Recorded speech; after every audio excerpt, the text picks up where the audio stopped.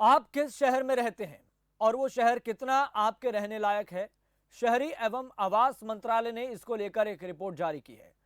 अब आप ये जान लीजिए कि आपका शहर किस नंबर पर आता है। देखिए रिपोर्ट।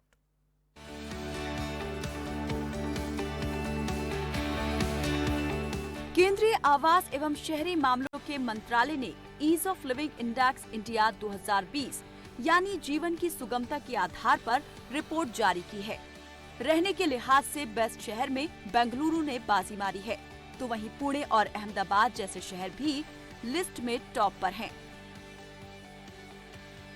रैंकिंग को 2 कैटेगरी में बांटा गया था।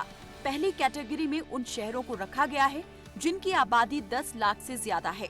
दूसरी कैटेगरी में 10 लाख से कम आबादी वाले शहरों को शामिल किया गया था।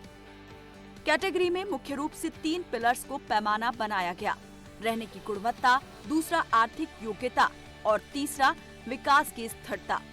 इस लिहाज से रिपोर्ट बनाई गई। सर्वे में कुल 111 शहर शामिल हुए थे।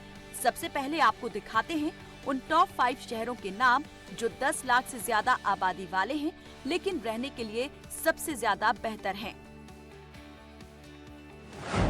पहले स्थान पर बेंगलुरु रहा, जिसका स्कोर था 66.70। दूसरा स्थान पुणे को मिला, जिसका स्कोर था 66.27।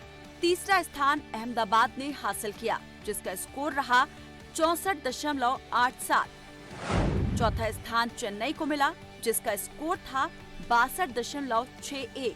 पांचवा स्थान सूरत का रहा, जिसका स्कोर रहा 61.73। अब आपको बताते हैं 10 लाख से कम आबादी वाले उन शहरों के नाम जो टॉप 5 में शामिल हैं।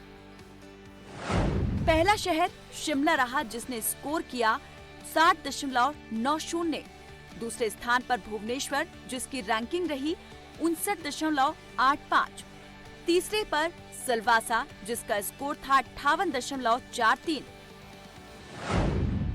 काकीनाडा चौथे स्थान पर रहा, जिसका स्कोर रहा 56.84। सेलम 5वें स्थान पर रहा, जिसने स्कोर किया 56.40। देश की राजधानी दिल्ली 10 लाख से ज्यादा या 10 लाख से कम आबादी वाले दोनों ही शहरों की कैटेगरी में 10वें नंबर तक भी नहीं पहुंच पाई। राजधानी दिल्ली इस फहरिस्त में 13वें पायदान पर रही।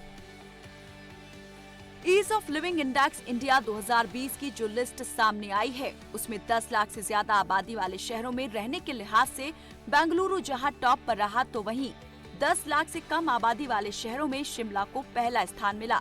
लेकिन हैरानी की बात यह है कि देश की राजधानी दिल्ली दोनों ही कैटेगरी में टॉप 10 में भी अपनी जगह नहीं बना पाई और राष्ट्रीय राजधानी को रैंकिंग में 13वें स्थान से ही संतोष करना पड़ा।